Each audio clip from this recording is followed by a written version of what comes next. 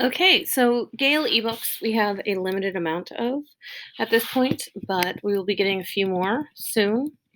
So here are just some of the ones that we do have access to. We do have more in the social studies one, and I know with people being home right now, there are some things in terms of dealing with difficult situations, so those might be useful to look at right now. So with any of the ebooks, you can click on the book and look through it.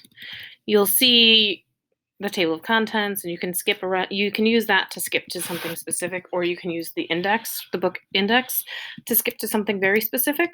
You can also search for information, or you can search within this publication to get information. Couple things.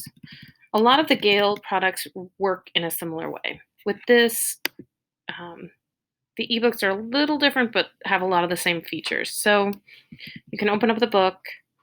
You can do highlights and notes. If you start to read the book,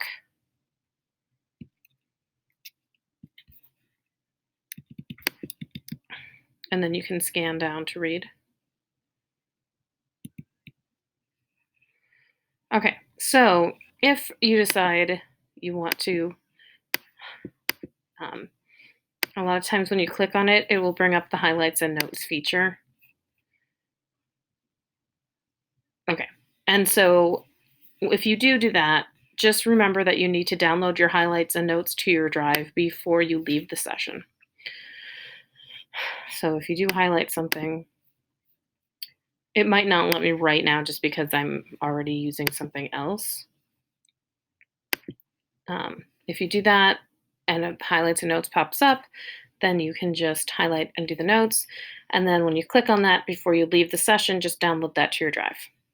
Okay, this one's pretty simple. There's not going to be a lot of searching. We don't have a lot of the ebooks, but we do have some access to some of those topics and some of those ebooks. So I just wanted to give you a quick little overview.